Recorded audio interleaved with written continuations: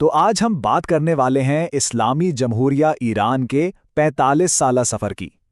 یہ ایک ایسا ملک ہے جو آپ کہہ سکتے ہیں کہ انقلاب کی آگ سے نکلا اور آج بھی اپنی شناخت کی جنگ لڑ رہا ہے۔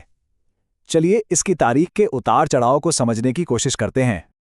اچھا، ایران کو سمجھنے کے لیے سب سے پہلے اس کے نظام کی بنیاد کو سمجھنا ہوگا، اور وہ بنیاد ہے ولایت فقیہ۔ اب یہ ہے کیا؟ سیدھے لفظوں میں اس کا مطلب ہے کہ ملک کا سب سے بڑا، سب سے طاقتور اختیار ایک مذہبی رہنما کے پاس ہے، یعنی سپریم لیڈر کے پاس، اور یہی وہ تصور ہے جو 1979 کے انقلاب کے بعد ایران کی سیاست کی جڑ بن گیا۔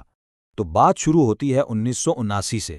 سمجھیں کہ ایران میں ایک سیاسی زلزلہ آ گیا، سالوں سے چلی آ رہی مغرب نواز بادشاہت کا تختہ الٹ دیا گیا، اور اس کی جگہ آیت اللہ خمینی نے ایک بالکل نئے مستقبل کا وعدہ کیا، ایک ایسی ریاست جو اسلامی اصولوں پر چلے گی اور سب سے اہم، کسی بھی غیر ملکی طاقت کے اثر سے آزاد ہوگی۔ تو یہ نئی ریاست تو بن گئی، لیکن اس کی شروعات بالکل بھی آسان نہیں تھی۔ انقلاب کے بعد کے پہلے 10 سال بہت ہی ہنگامہ خیز تھے۔ نئی ریاست کو اندرونی اور بیرونی دونوں طرف سے خطرات تھے، اور یہ سمجھیں کہ اس نے بحرانوں کے بیچ میں ہی اپنی بقا کی جنگ لڑی۔ اس دور میں 3 ایسے بڑے واقعات ہوئے جنہوں نے ایران کا مستقبل طے کر دیا۔ سب سے پہلے تو اسلامی جمہوریہ کی بنیاد رکھی گئی، پھر فوراً ہی امریکی سفارت خانے میں یرغماریوں کا بحران شروع ہو گیا۔ 444 دن تک چلا یہ بحران، جس نے ایران کے مغرب سے تعلقات ہمیشہ کے لیے بدل دیے، اور اس کے فوراً بعد عراق کے ساتھ ایک لمبی اور تباہ کن جنگ شروع ہو گئی جو پورے 8 سال چلی۔ اور اس جنگ کی قیمت بہت بھاری تھی۔ تقریباً 2 لاکھ ایرانی اس میں اپنی جان سے گئے۔ یہ صرف ایک نمبر نہیں ہے، یہ لاکھوں خاندانوں کی تباہی کی کہانی ہے، جس کے زخم آج بھی ایرانی معاشرے پر تازہ ہیں۔ اس جنگ کا ایک بڑا عجیب اثر ہوا۔ ایک طرف تو اس نے پوری قوم کو ایک دشمن کے خلاف اکٹھا کر دیا، جس سے نئے نظام کی جڑیں مضبوط ہوئیں، لیکن دوسری طرف اس نے ملک کو تھکا دیا اور دنیا میں بالکل تنہا چھوڑ دیا۔ اور معاشی نقصان 600 ارب ڈالر سے بھی زیادہ۔ اب ایران کے اندرونی سیاست کو سمجھنے کے لیے ایک پینڈولم کو ذہن میں لائیں۔ یہ پینڈولم ہمیشہ 2 انتہاؤں کے بیچ جھولتا رہتا ہے۔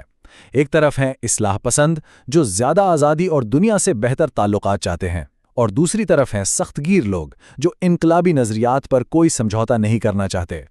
اور اس سیاسی پینڈولم کی سب سے واضح مثال ہمیں ملتی ہے صدر خاتمی اور ان کے بعد آنے والے صدر احمدی نژاد کے ادوار میں۔ جب خاتمی آئے تو انہوں نے ایک زیادہ برداشت والے معاشرے کی بات کی، پریس کو تھوڑی آزادی ملی اور مغرب سے بات چیت کی کوششیں ہوئیں، لیکن پھر پینڈولم دوسری طرف گھوما اور احمدی نژاد آئے جنہوں نے جارحانہ خارجہ پالیسی اپنائی اور انقلابی نعروں کو ایک بار پھر زندہ کر دیا۔ اور احمدی نژاد کے دور کی پہچان بنا ان کا یہ بیان کہ اسرائیل کو صفائے ہستی سے مٹا دینا چاہیے۔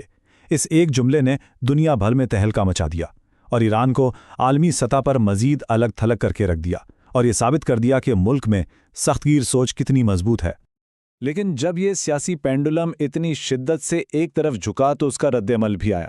2009 میں جب احمدی نژاد متنازع طور پر دوبارہ صدر منتخب ہوئے تو لاکھوں لوگ سڑکوں پر آ گئے۔ اسے گرین موومنٹ کا نام دیا گیا، اور یہ انقلاب کے بعد ایران کی تاریخ کے سب سے بڑے مظاہرے تھے۔ یہیں سے عوامی احتجاج کے ایک نئے دور کا آغاز ہوا۔ اور یہ جو گرین موومنٹ تھی، یہ کوئی پہلا یا آخری احتجاج نہیں تھا۔ سچ تو یہ ہے کہ احتجاج اسلامی جمہوریہ کی تاریخ کا ایک اہم اور مسلسل حصہ رہا ہے۔ بار بار ایرانی عوام اپنے حقوق اور مطالبات کے لیے سڑکوں پر نکلے ہیں۔ ذرا اس تاریخ پر نظر ڈالیں۔ 1999 میں طلباء نے احتجاج کیا، 2009 میں گرین موومنٹ آئی، 2017 اور 18 میں معاشی بدحالی پر لوگ نکلے، 2019 میں پٹرول کی قیمتوں پر خونی نومبر کے مظاہرے ہوئے، اور پھر 2022 میں مہسا امینی کی موت کے بعد ہونے والے مظاہرے۔ ہر تحریک کے پیچھے ایک الگ وجہ تھی، کبھی معاشی، کبھی سیاسی، کبھی سماجی، لیکن ایک بات مشترک تھی: عوام کی آواز۔ اور صرف 2022 کے مہسا امینی احتجاج میں 500 سے زیادہ لوگ مارے گئے ہیں۔ یہ نمبر ہمیں 2 چیزیں بتاتا ہے۔ ایک، یہ کہ حکومت اختلاف کو دبانے کے لیے کتنی سختی سے کام لیتی ہے، اور دوسرا یہ کہ اتنے خطرے کے باوجود لوگ اپنی آواز اٹھانے سے پیچھے نہیں ہٹتے۔ تو 45 سال گزرنے کے بعد سوال یہ ہے کہ اسلامی جمہوریہ کی میراث کیا ہے؟ اس کا جواب سیدھا نہیں ہے۔ یہ کامیابیوں اور چیلنجز کی ایک ملی جلی ایک پیچیدہ تصویر ہے، ایک ایسا تضاد جو آج بھی ایران کی سب سے بڑی حقیقت ہے۔ یہ تضاد واقعی حیران کرنے والا ہے۔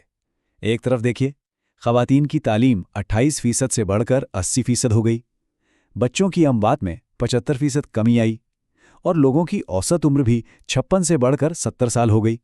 ये बड़ी कामयाबियां हैं। लेकिन दूसरी तरफ तस्वीर यह है कि मुल्क के लाखों पढ़े लिखे लोग, इसका ब्रेन, मुल्क छोड़ चुके हैं। लोगों की फीकस आमदनी 1979 के मुकाबले में कम हो गई है और मईशत पाबंदियों, बेरोजगारी और महंगाई की चक्की में पिस रही है। तो आखिर में हम वहीं आ जाते हैं जहां से बात शुरू हुई थी। 45 साल बाद भी इस्लामी जमहूरिया इसी बुनियादी कशमकश का सामना कर रहा है। एक तरफ उसके इनकलाबी नज़रियात हैं और दूसरी तरफ हुकूमत चलाने के अमली तकाजे और आवाम की तरफ से तब्दीली की मुसलसल आवाज़ें। इस कहानी का अगला बाब कैसा होगा, ये एक ऐसा सवाल है जिसका जवाब अभी लिखा जाना बाकी है।